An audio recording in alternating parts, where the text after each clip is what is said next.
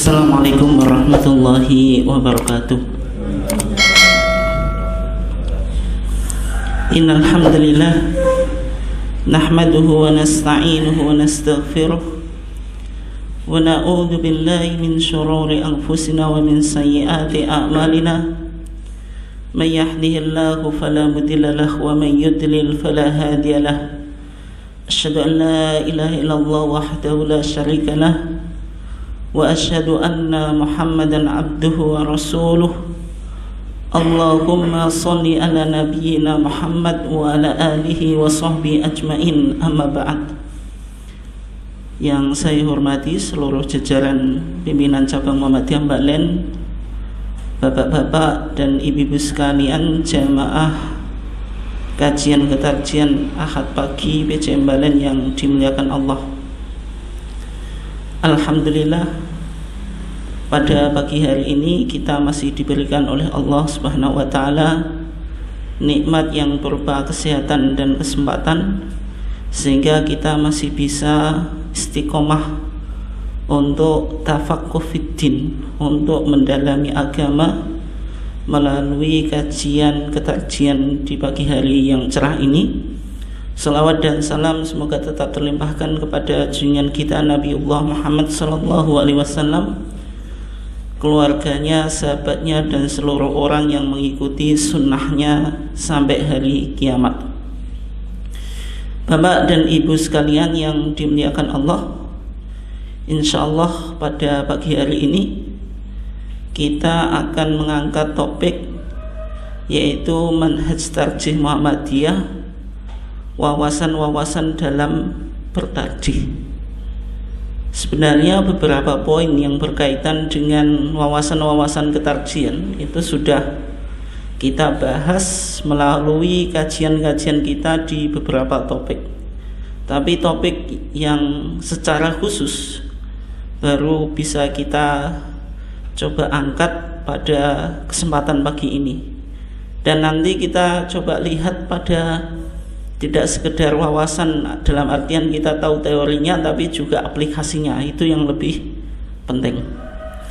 Bapak dan ibu sekalian yang dimuliakan Allah, ketika kita bicara tentang wawasan-wawasan dalam bertarjih, maka yang pertama yang penting untuk kita pahami, di Muhammadiyah itu ada istilah manhaj tarjih.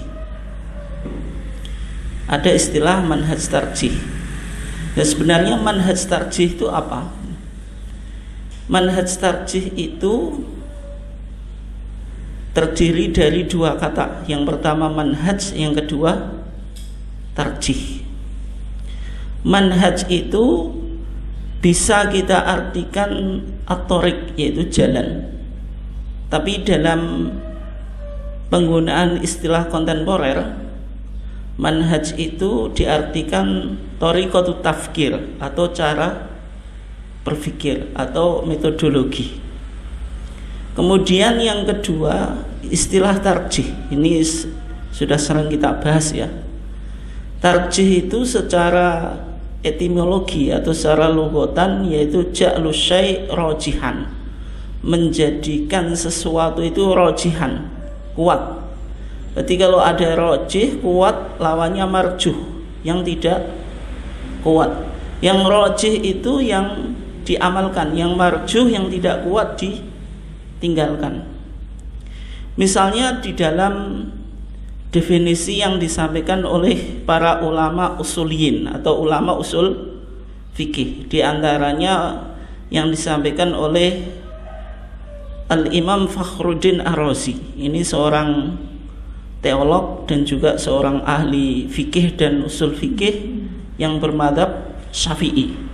Menulis kitab namanya Al-Mahsul. Ini kitab yang referensi penting Pak dalam kajian usul fikih ya.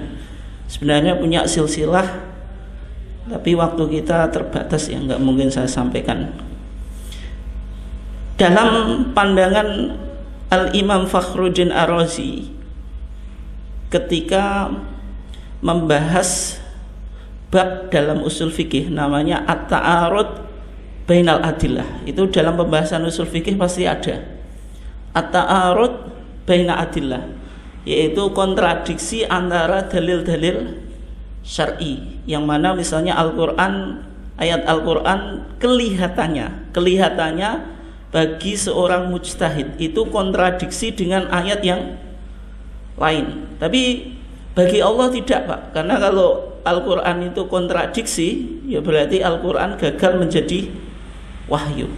Artinya ketika seorang mujtahid melihat kelihatannya Al-Quran itu kontradiksi, atau ayat Al-Quran kontradiksi dengan yang lainnya, atau sunnah kontradiksi dengan yang lainnya, hadis dengan hadis satu yang lainnya, atau misalnya Al-Quran dengan hadis, tapi itu pandangan mujtahid, bukan pandangan sahibus syariah, bukan pandangan pemilik syariat, yaitu Allah atau Rasulnya. Karena kalau kita katakan Al-Quran dan hadis itu kontradiksi, berarti Al-Quran dan hadis gagal menjadi wahyu gitu. Nah, untuk menyelesaikan permasalahan itu, maka ada pembahasan secara khusus dalam usul fikih, namanya babnya itu babu ta'arud bainal adillah, bab tentang kontradiksi antara dalil-dalil syar'i, bagaimana kita membacanya atau mensinkronkannya.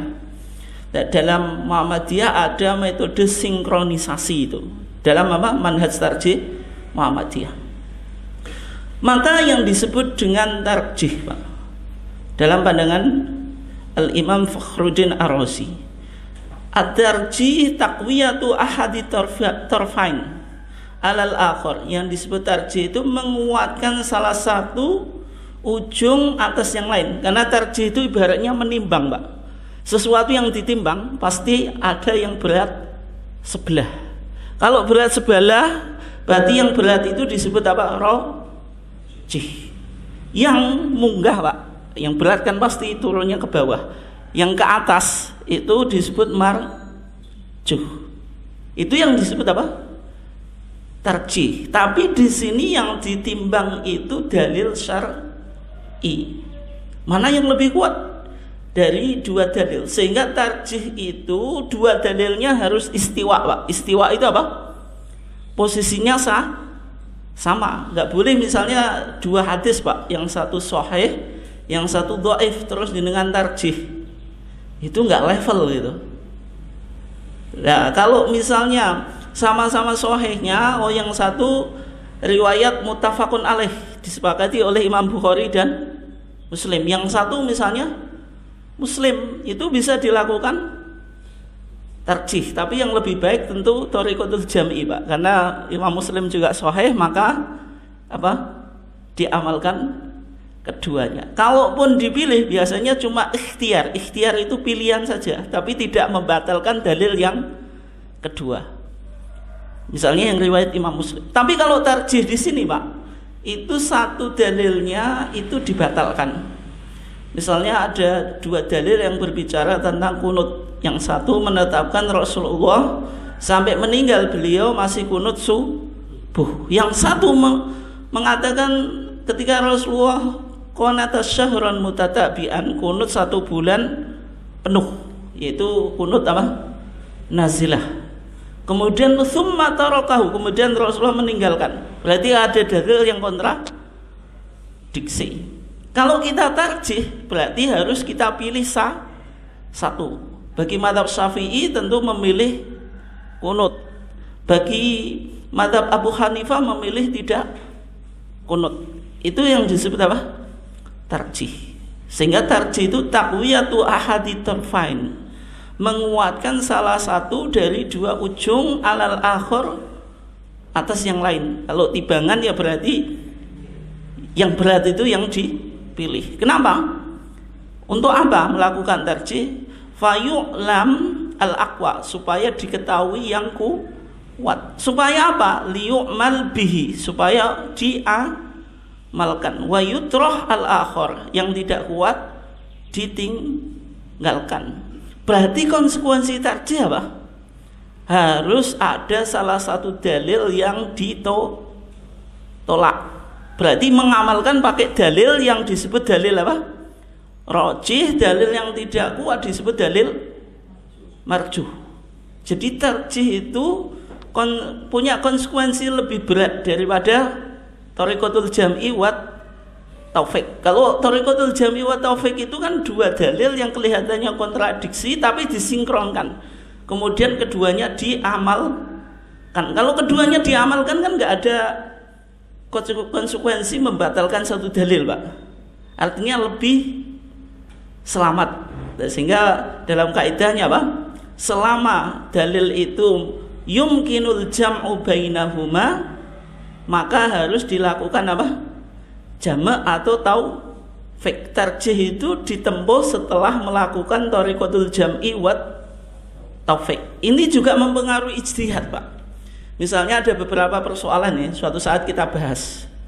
Kenapa kok majelis tarjih menempuh tarjih tidak menggunakan al-jam'u wa taufik, padahal al-jam'u wa taufik itu lebih selamat misalnya.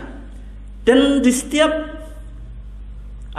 pendapat fikih ada yang semacam itu. Sebenarnya ada kesimpulan yang lebih mengkompromikan dua pendapat tapi dipilih tarjih gitu.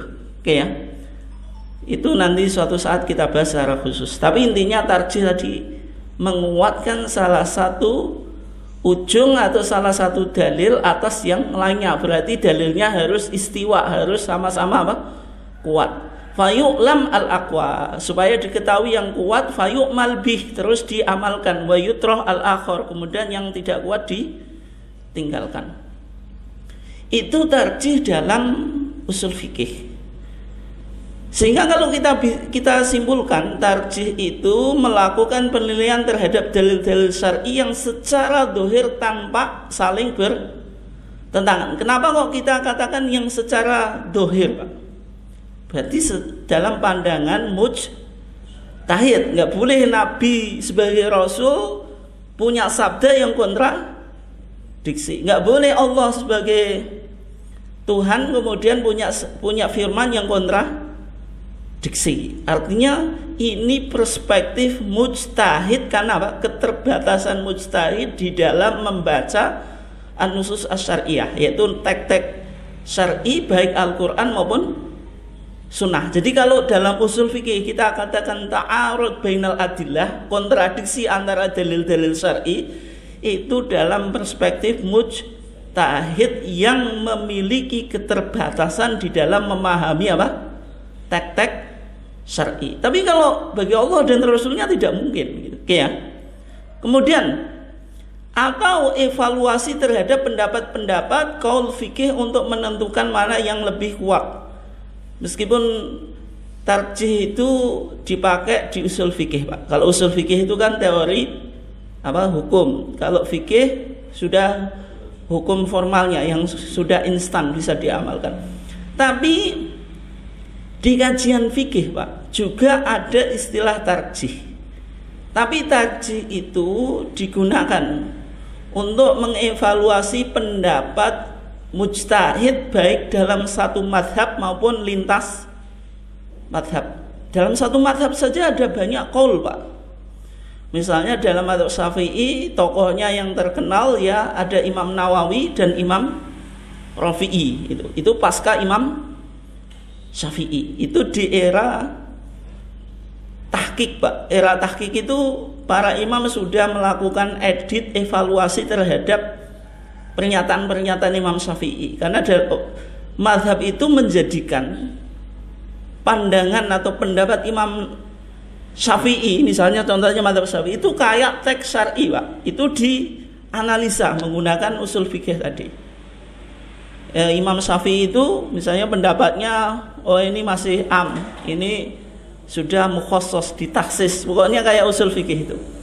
Nah itu yang ahli dalam melakukan editing atau evaluasi terhadap pendapat-pendapat Imam Syafi'i itu mengerucut dalam sejarah mazhab Syafi'i pada dua imam, yaitu Imam Nawawi dan Imam Rafi'i. Sehingga qaul yang muktamad, qaul muktamad itu Pak, qaul yang pendapat yang otoritatif, artinya pendapat yang dianggap ini representatif pendapat Imam Syafi'i. Soalnya sebagian pendapat hanya asumsi, artinya masih bingung ini qaul muktamad atau tidak.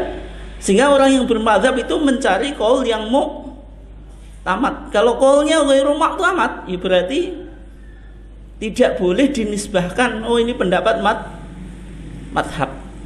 Ya misalnya Imam Nawawi punya tarjih. Ini agak menyimpang sedikit. Imam Nawawi punya tarjih.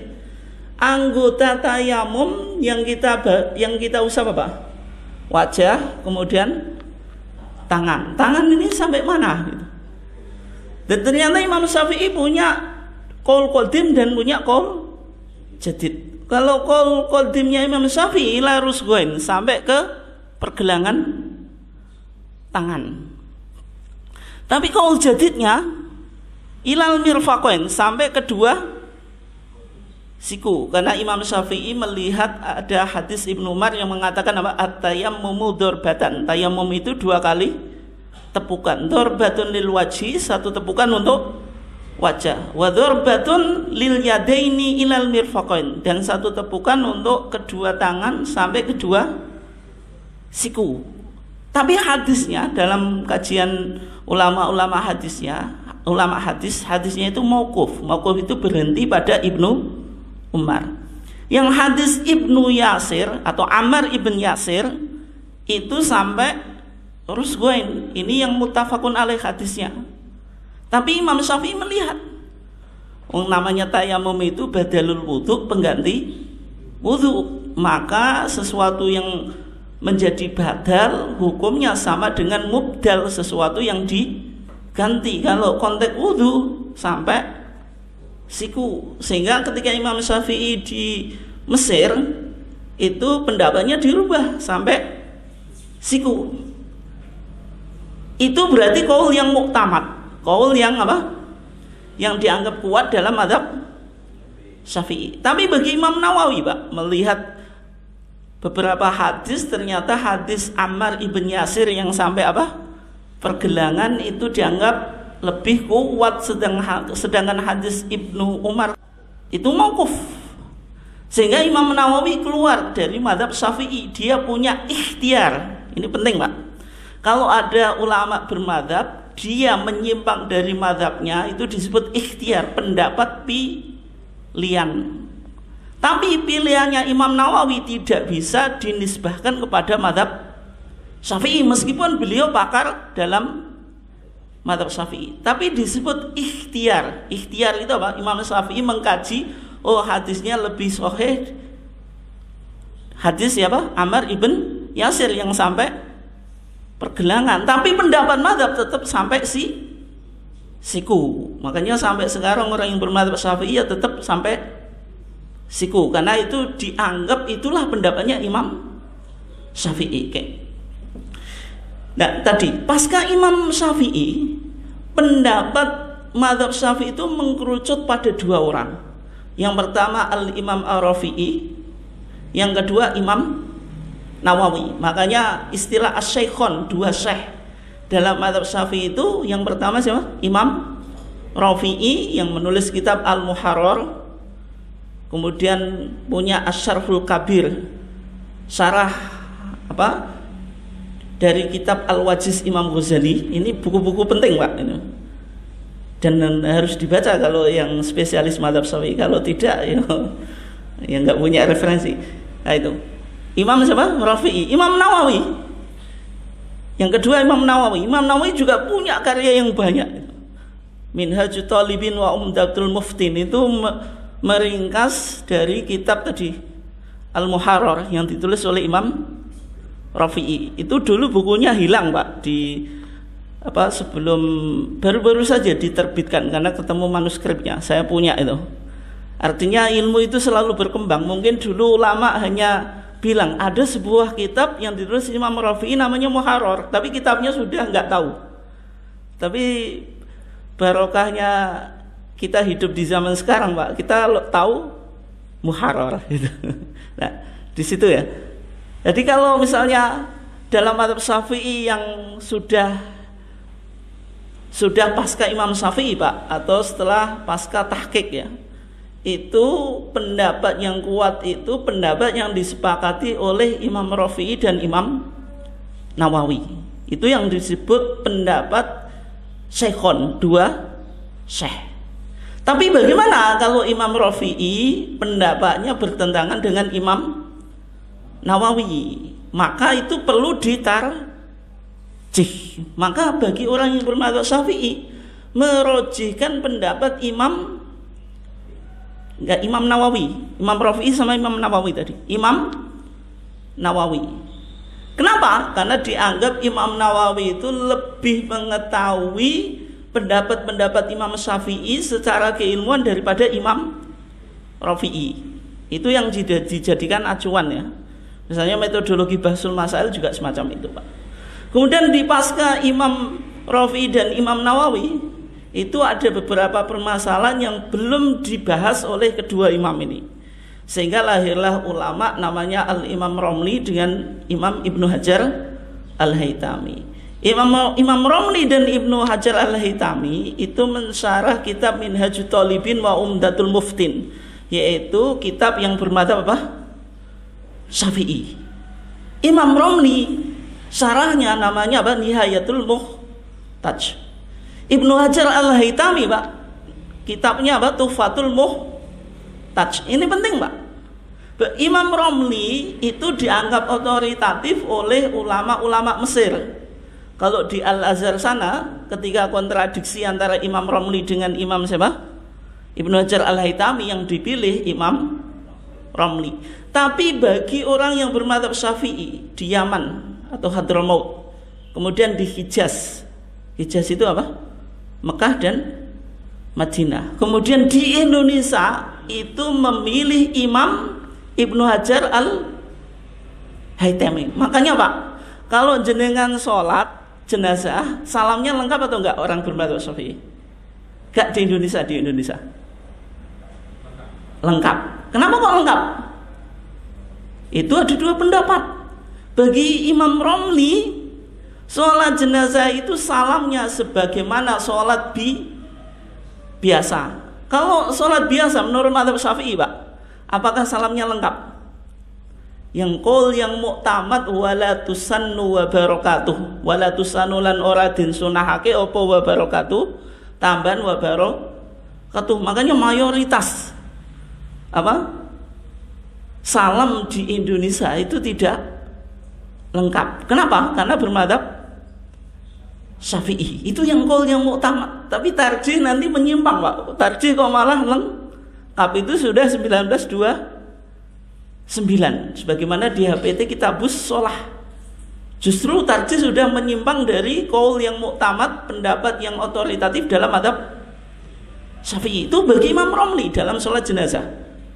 Tapi bagi Ibnu Hajar Al-Haytami, Pak, sholat jenazah itu salamnya lengkap.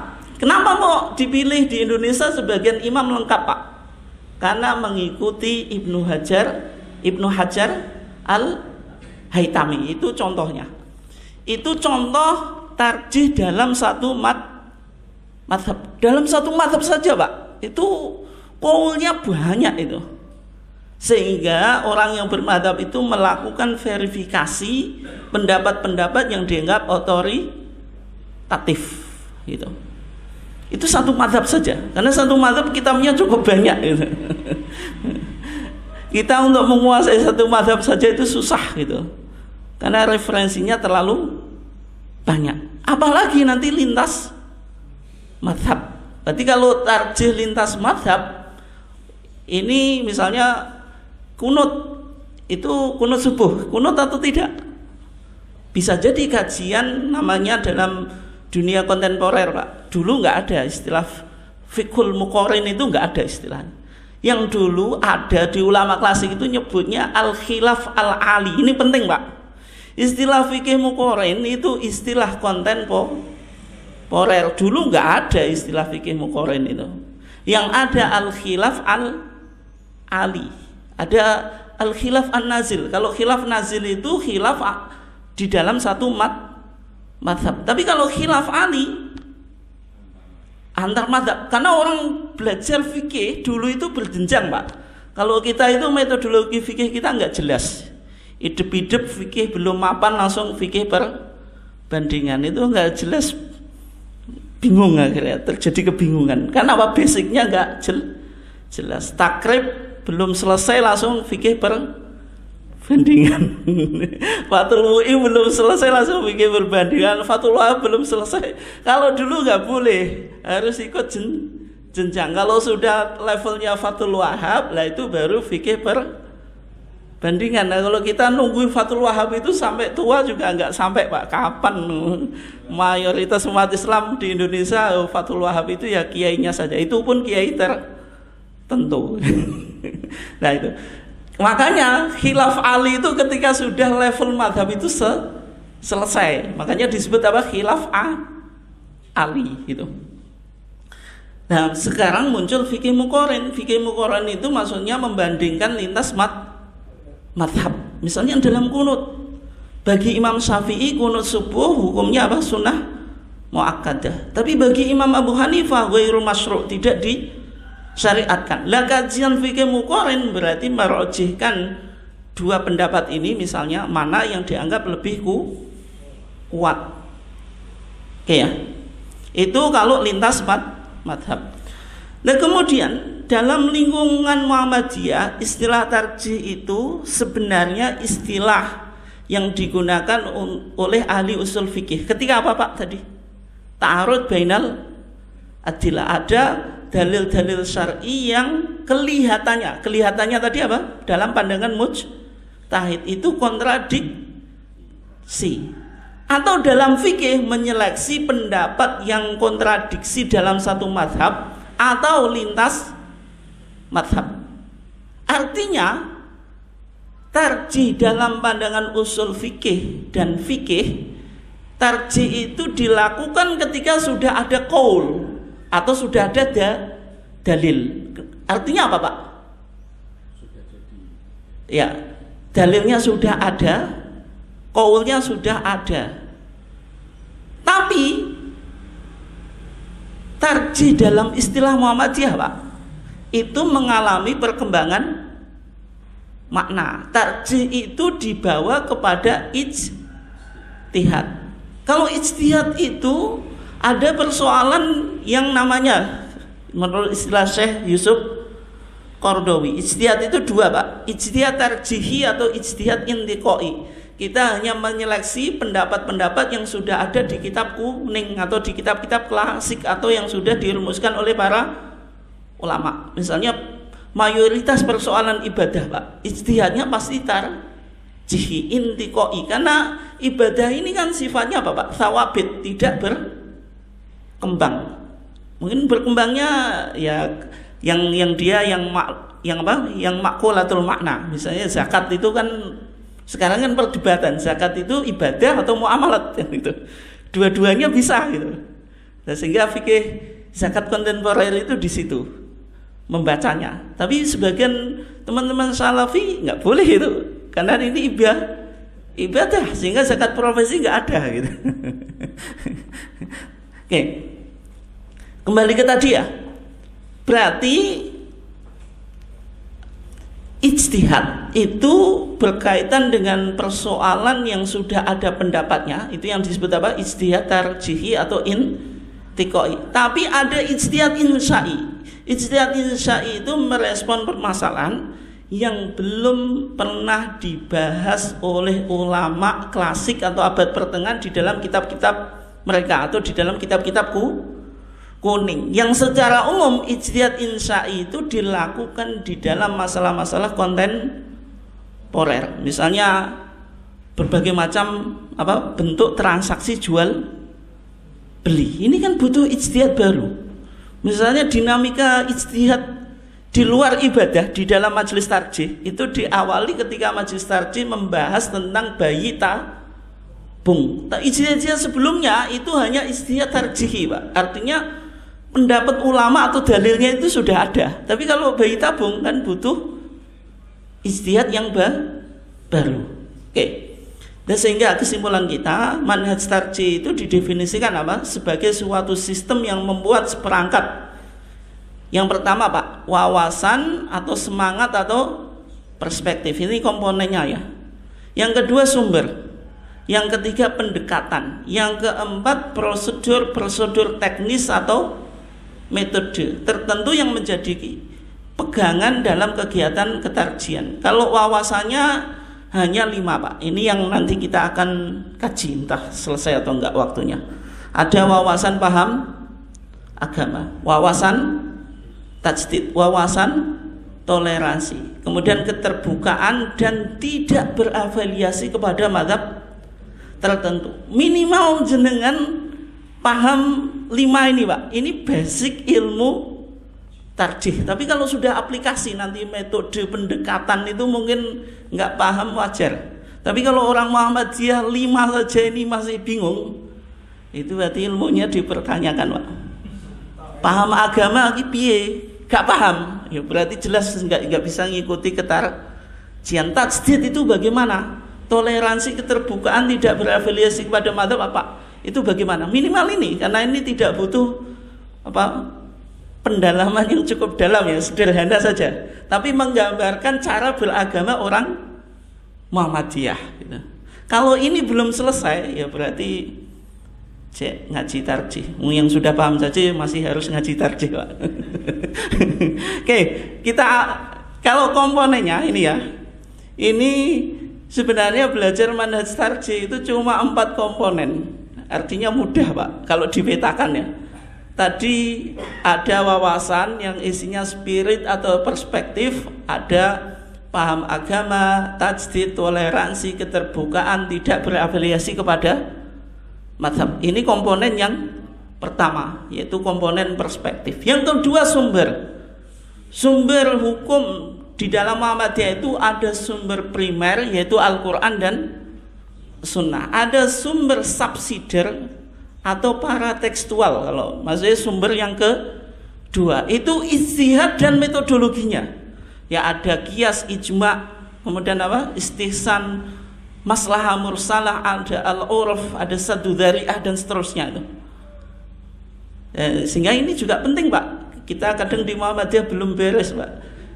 Muhammadiyah pakai qiyas atau ijma atau enggak? Orang Muhammadiyah jelas bingung kadang. Rata-rata jawab ya hanya Quran dan Sunnah.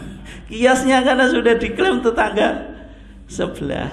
Kemudian ijma di Muhammadiyah, ijma yang apa? Apakah hanya sekedar ijma atau ada persyaratannya? Ada ijma sahabat. Ini kan perlu untuk dikaji. Termasuk qiyas.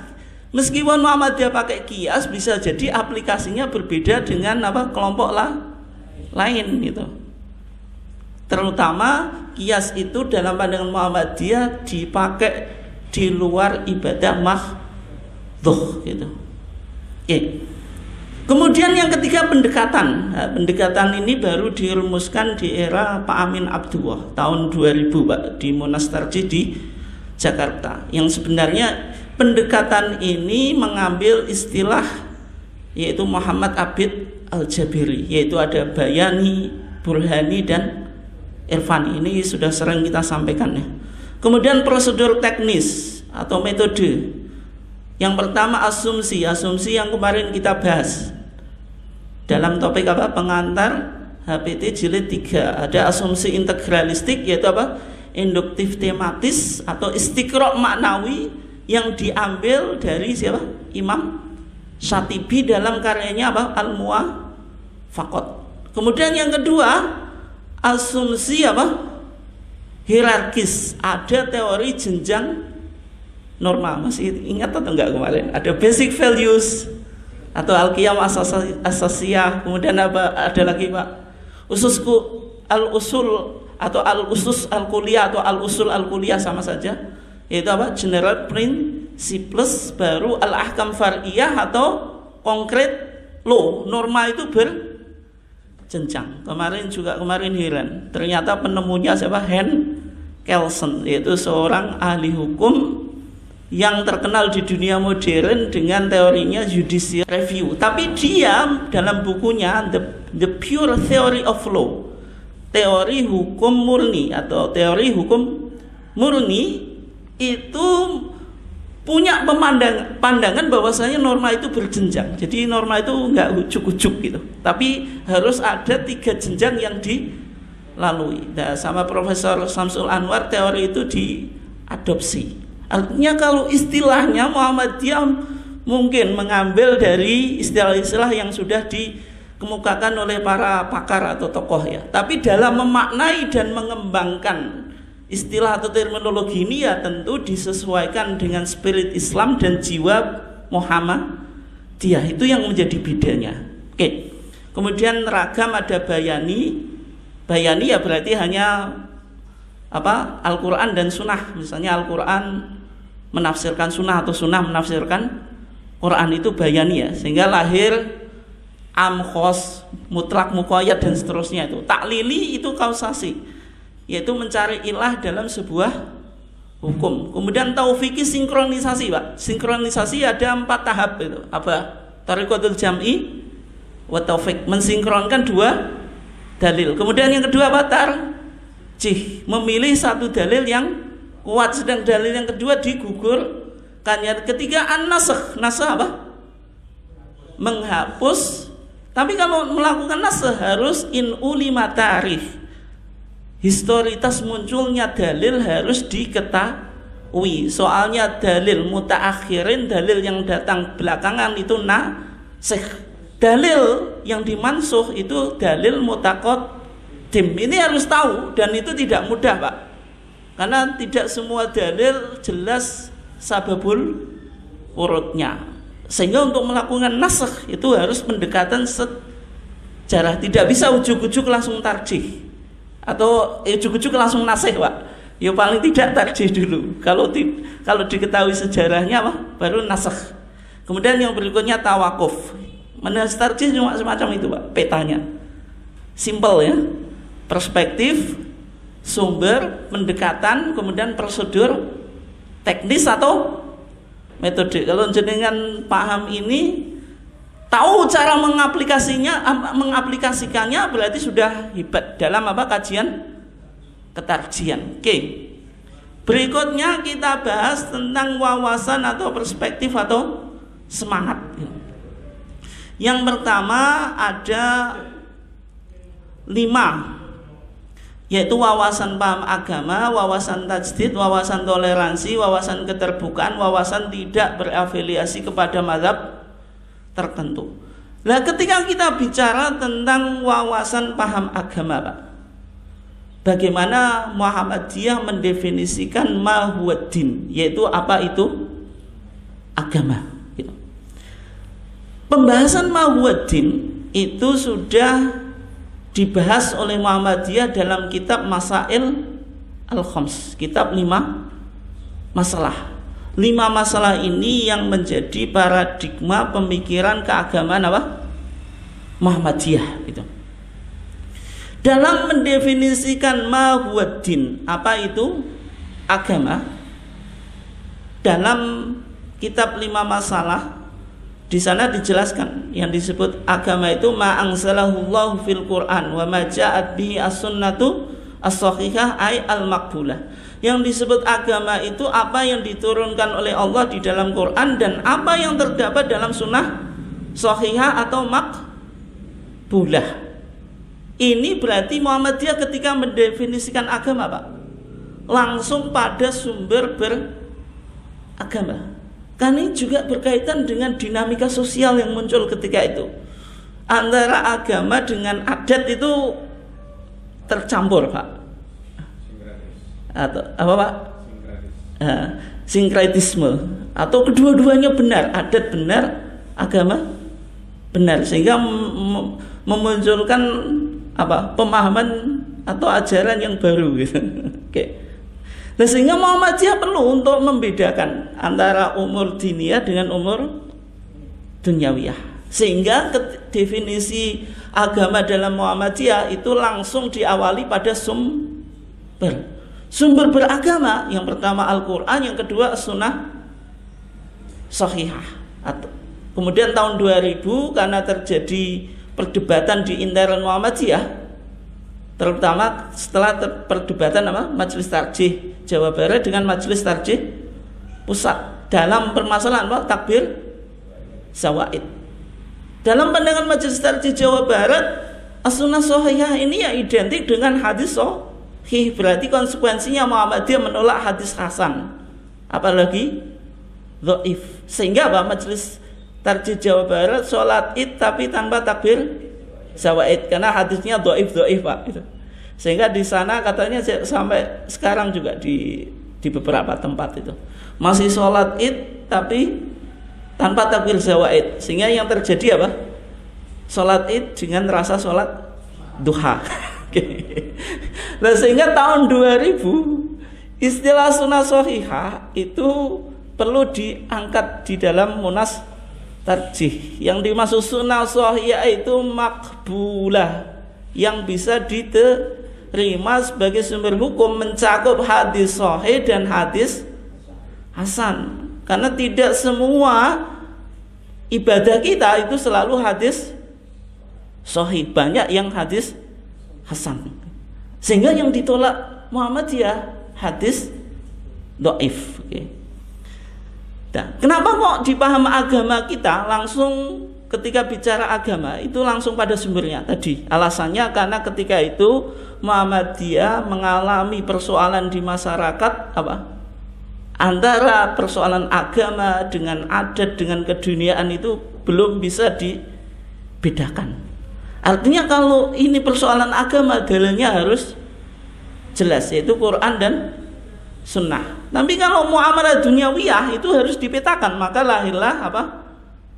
Definisi tentang mahiyat dunia. Artinya Muhammadiyah di satu sisi ingin beragama secara purifikatif, Pak. Artinya kembali pada Quran dan Sunnah. Di satu sisi Muhammadiyah ingin dalam mengembangkan kehidupan ini modernitas, Pak.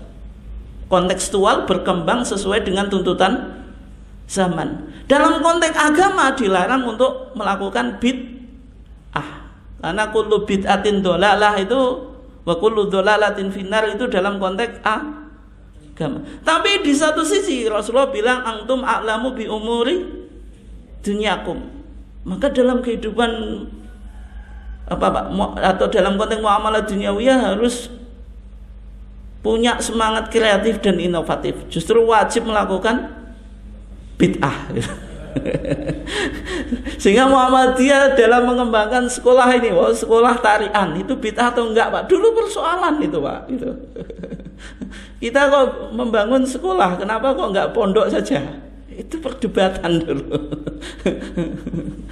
Apakah ini bisa dikategorikan fisabilillah? Justru peta itu dulu belum selesai gitu. Sehingga perlu dipetakan antara agama dengan dunia. Sehingga lahir tuduhan Muhammadiyah kok mencoba memisahkan antara agama dengan dunia. Berarti Muhammadiyah menganut paham sekulerisme. Tapi sekulerisme di barat dengan ini tidak. Tapi yang jelas Muhammadiyah memetakan agama dengan dunia karena memang berdasarkan apa? Dalil Quran dan Sunnah. Kenapa? Kalau agama itu harus Quran dan Sunnah, memang agama tadi dasarnya harus jelas. Tapi kalau muamalah duniawiyah berkembang gitu. Artinya yang satu melarang bid'ah, yang satu mengharuskan bid'ah gitu. Oke. Contoh pada aplikasi, Pak. Karena kita di bulan Rajab ya. Ini waktunya masih banyak tuh enggak ya? Oke. Ini contoh penggunaan atau aplikasi wawasan paham agama. Kalau orang bermuhammadiyah di dalam memahami agama, sumbernya harus jelas, yaitu Al-Quran dan Sunnah Shahihah ayat al-Maqbulah. Di bulan Rajab itu berkembang amalan-amalan Rajabiyah, Pak. Ada sholat bulan Rajab disebut apa? Raghaib, yang dilakukan 12 rakaat, yaitu dilakukan di malam Jumat pertama daripada bulan Rajab. Nah, sayangnya kita sudah kelewatan, Pak. Kemarin belum mengaji masalah sholat raghaib. Sholat raghaib itu dilakukan 2 rakaat, Pak.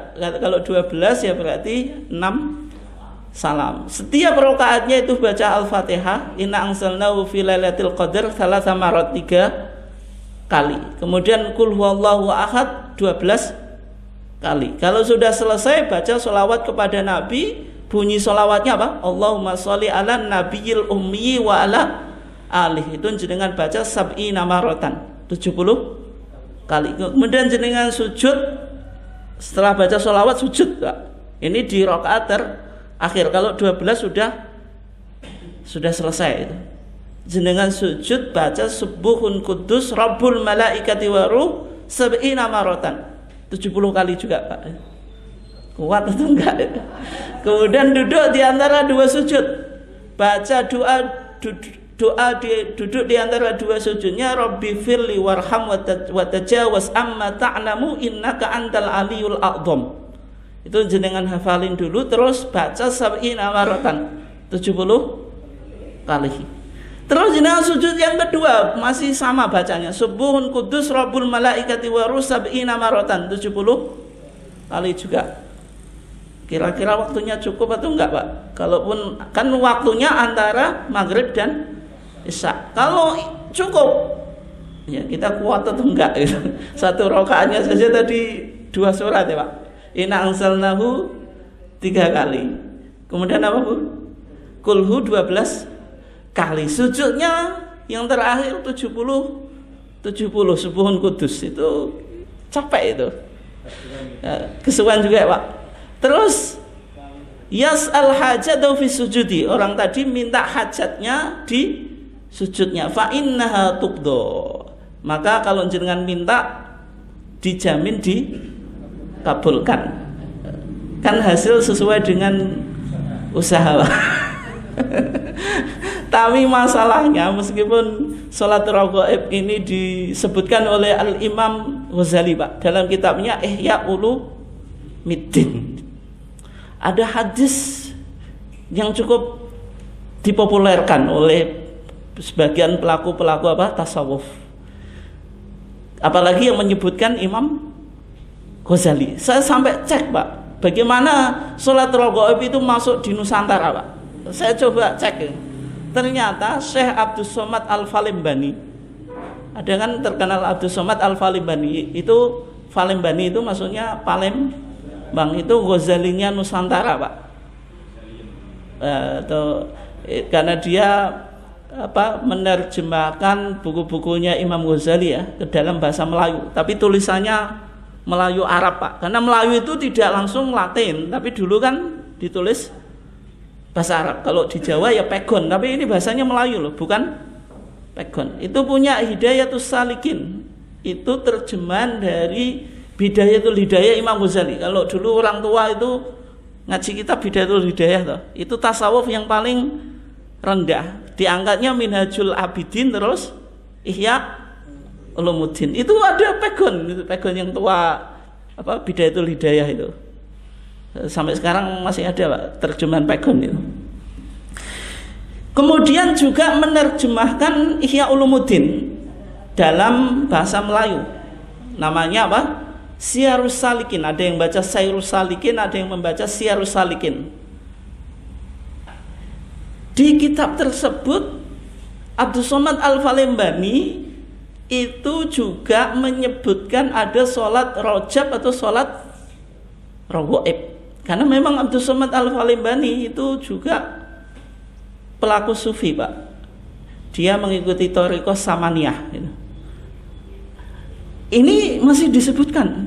Tapi yang menarik, Pak, Abdus Somad Al-Falimbani itu sebenarnya pernah berguru ke Muhammad Arsyad Al-Banjari, yaitu Syekh Muhammad Arsyad Al-Banjari dari Banjarmasin, Kalimantan Selatan. Menulis kitab Sabilal Muhtadin. Ini kitab penting, Pak. Setahu saya kitab Madzhab Syafi'i, Pak, dalam Nusantara yang cukup detail itu Sabilal Muhtadin. Ya, cumanya fikih madhabi, Pak. Kalau jenengan cari dalilnya ya kadang nggak disebutkan ya, karena fikih madhabi. Tapi pembahasannya cukup detail. Kesayangan kitab, yang sayangnya kitab tersebut hanya masalah ibadah, tidak sampai muamalat dan seterusnya ya. Artinya fikihnya hanya fikih ibadah. Itu bukunya 2 jilid, Pak. Di dalam pandangan Syekh Muhammad Arsyad Al-Banjari ternyata juga mengkritik sholat raghaib. Bahwasanya sholat raghaib itu disebut bid'ah yang keji, sebagaimana pendapatnya Imam Nawawi. Makanya di Fathul Mu'in, Pak, saya masih hafal itu, di sebelum bab kitab sholat jamaah, di sana ada wa amma sholatul ma'rufatul lailata raghaib. Kata pengarang kitab Fathul Mu'in, yaitu Syekh Zainuddin Al-Malibari, muridnya Ibnu Hajar Al-Haytami, orang India tapi dulu belajarnya di Mekkah. Ketika pulang ke India, yaitu di Malibar, India Selatan, menulis kitab Fathul Mu'in. Kemudian kitab ini menjadi populer di Indonesia, Pak, dan bahkan kitab yang sering dirujuk oleh pesantren salaf atau tradisional gitu. Dia mengatakan wa amma sholatul ma'rufatu lailata raghaib, adapun salat yang dikenal dengan malam raghaib, fa bid'atun qabihatun, adalah bid'ah yang tercela atau yang keji. Artinya ini disebut bid'ah karena dalam pandangan Syafi'iyah, terutama pasca Imam Izzuddin Ibn Abdissalam, Pak, bid'ah itu ada. Imam Syafi'i dulu bid'ah itu dua, kalau enggak sayyi'ah ya hasanah. Tapi dikembangkan, bid'ah itu punya 5 hukum itu, Pak. Ada bid'ah wajibah, bid'ah sunnah, kemudian bid'ah makruhah, bid'ah mubahah atau jaizah, kemudian bid'ah muharramah. Itu bid'ah kan di kelompok Syafi'iyah kan semacam itu, Pak. Tapi salat raghaib fa bid'atun qabihah, berarti tidak mungkin bid'ah hasanah. Sehingga ini dipertegas, Pak. Sama tadi siapa pengarang kitab Fathul Mu'in menulis kitab namanya Irsyadul Ibad. Ini kitab yang populer di masyarakat dan juga di pesantren. Mungkin di radio-radio itu kadang ngaji kitab Irsyadul Ibad. Di sana dikatakan wa minal bid'il madmumah, di antara bid'ah-bid'ah yang tercela, allati ya'tham fa'iluha. Karena ini bid'ah tercela, berarti pelakunya dosa. Kalau bid'ah hasanah, pelakunya dapat pahala. Wa yajibulan wajib ala wulatil amri, atas orang-orang yang memiliki kekuasaan atau otoritas. Wajib apa? Man'u fa'iliha, mencegah pelakunya. Disebutkan di antara bid'ah itu apa? Sholatul raghaib. Sholat raghaib. Berarti sholat raghaib itu dalam pandangan pengarang kitab Fathul Mu'in, Pak, tidak hanya dibid'ahkan, karena nanti keterangannya di Fathul Mu'in dikatakan wa ahadits wa maudhu'ah, karena hadisnya palsu. Dan juga dipertegas wa yajibu ala wulatil amri man'u fa'iliha. Kalau ada orang melakukan sholat raghaib harus bubarkan. Ya kan, tadi man'u fa'iliha. Oke. Itu sholat raghaib. Kemudian yang kedua, ada amalan puasa. Puasa bulan Rajab. Ada puasanya berapa, Bu? Ada yang 10 hari pertama, nanti sehari dapat ini, 2 hari dapat ini.